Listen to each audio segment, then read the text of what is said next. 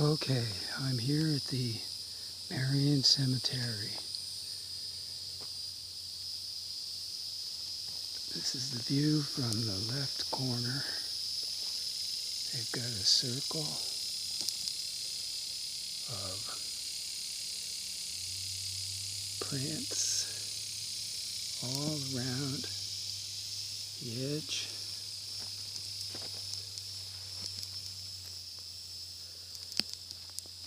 And this big tree right here on the edge. There's this grave of Anne McLeod, born 1818, died 1860. There's another one, died 1863, Margaret. Now they know what happened here, because there are 58 unmarked graves.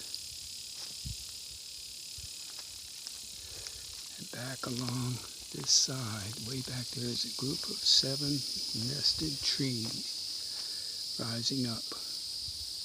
And then in the back section, there are 5 trees in a row, more or less, with one with a very interesting hook, a left angled going horizontal with the earth.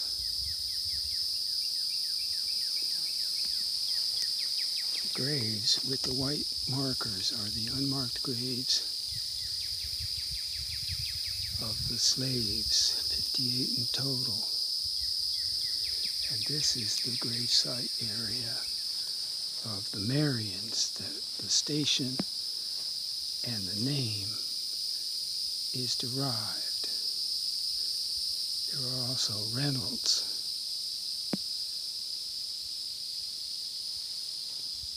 And 2 other families buried here.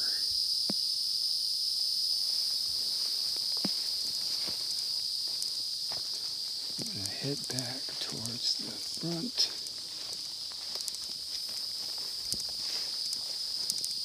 where they have a marker and a historical. You see those trees in the back, and the gardening plots here leads up to this front marker, which says in remembrance of 50 or more African American slaves. It said 58 on the roadside marker. Here is the marker saying 58 slaves from Marion and Mitchell plantations buried in the dedicated areas.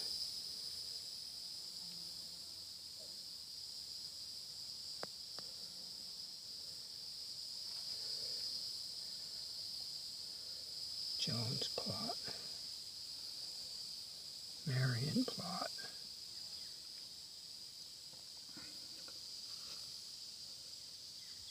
Is the indicated area for the slaves.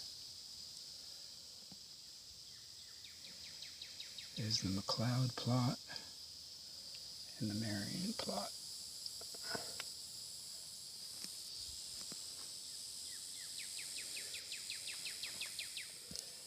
Jones is said to be a freeman, was a slave, lived in the 1860s up to the 1920s. So I've got that documented in the other pictures. This is the walk around the outside. And you see those notches in the tree there. There's one in each of those 2 trees. Notches or spaces in between cut out or dug under.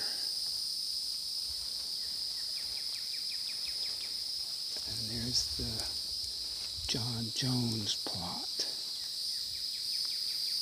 This is the far end trees. As you can see, they're just gorgeous. And I'll bet they hold the entire history of what happened here.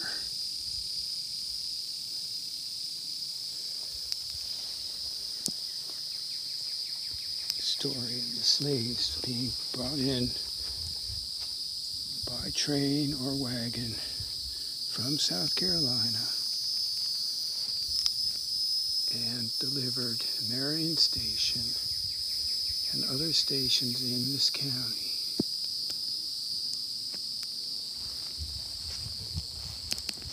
Plantation survived after the Civil War.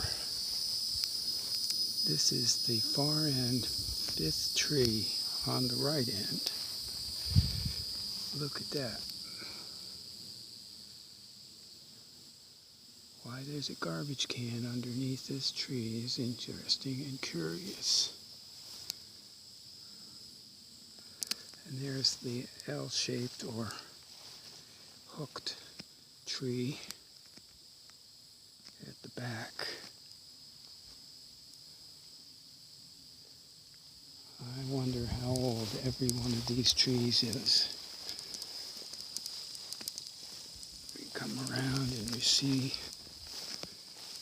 the Jones slave marker, born 1859. Age 6 at the end of the Civil War, died 1934, free man. And Mary Magnus Jones. This may or may not be the real last names, and it looks to me like that could be the wife who is white,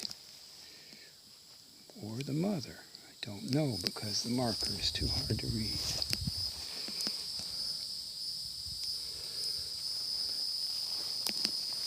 We'll arch around here.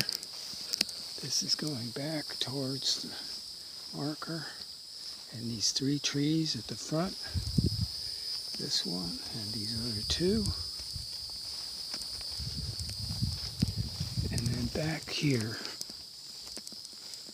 this tree is very definitive.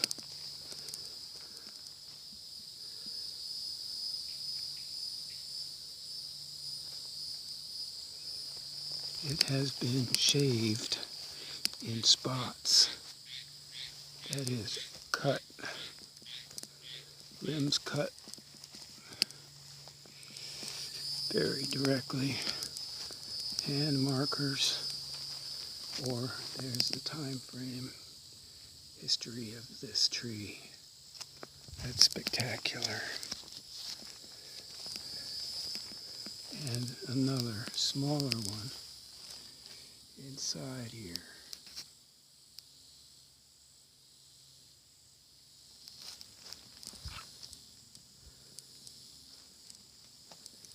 It's also interesting how these trees line up.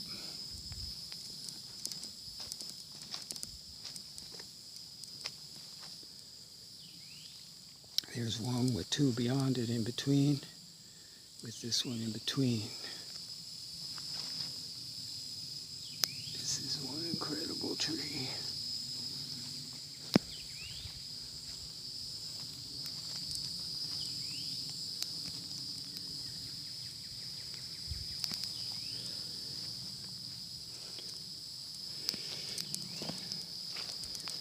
All along the back is this row, the border, and they have the tree routes for removing the trees. They had turpentine mills that they ran in this particular area.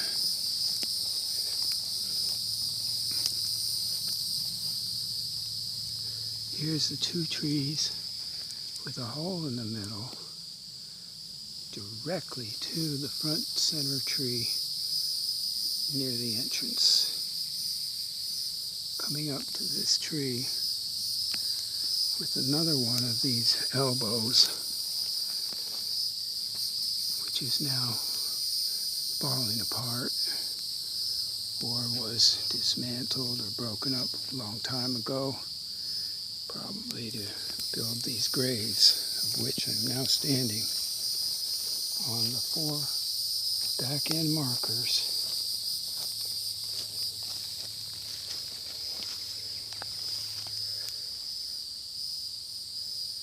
Which are lined up with the white unmarked posts. That's lined up crosswise, L-shaped, back to the entrance, and the Jones graves there. This back end from the crooked tree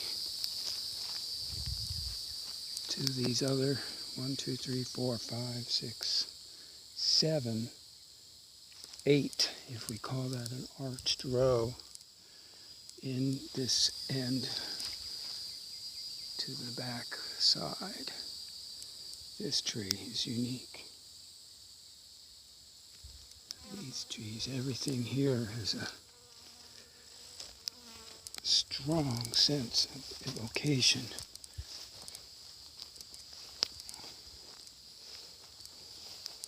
The grade of Anne McLeod, I think, is the one that says Jesus on it.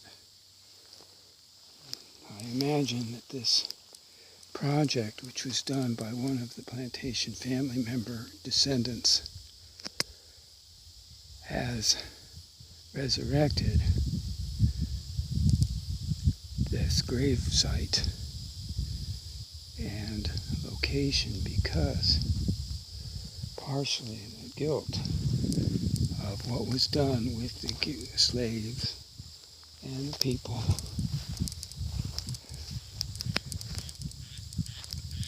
that were seeking redemption idea of the Christians, of which current family members are also strongly affiliated.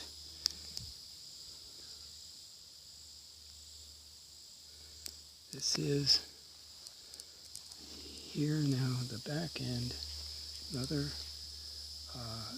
drive trail, but probably was also a march trail for the slaves, plantations of which these owners are all part of. For some reason I feel that the McLeods in particular are a primary and probably linked to a good bit of abuse and denigration of human beings.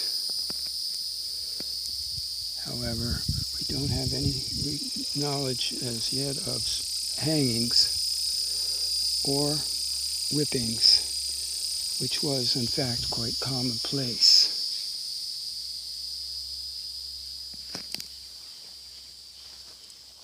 I'm at the back end and approaching the tree with the 7 arches or trunks. Here's a group of 3 trunks. So that would be the 2 trunks, the 1 trunk, 2 trunks there, and 3 trunks here, and this is 7. Underneath here, near these 7, another spectacular tree.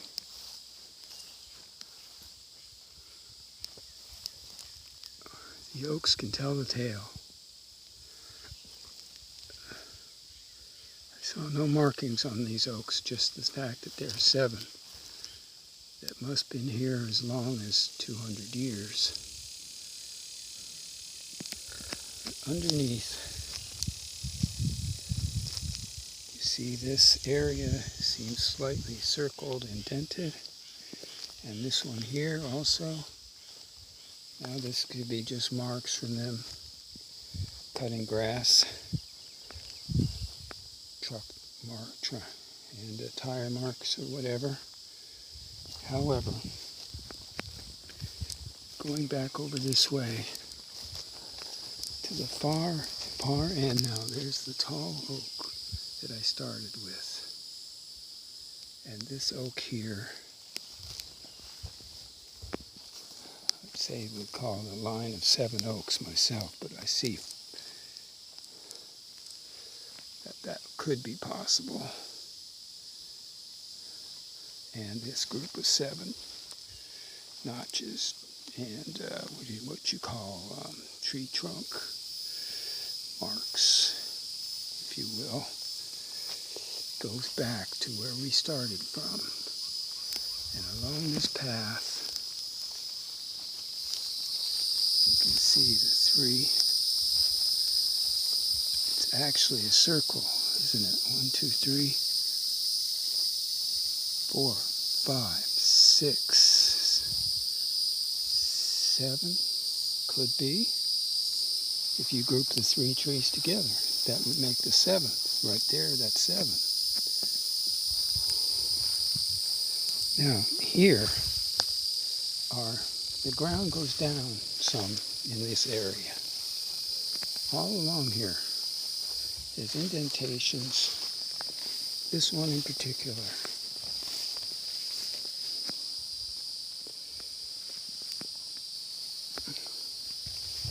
Here's another to its right, strongly suggesting there are more graves here, or more history of things that were here, or are here. I can't tell you which. Magnificent, really, really magnificent graveyard this is. And tells a huge story of the history.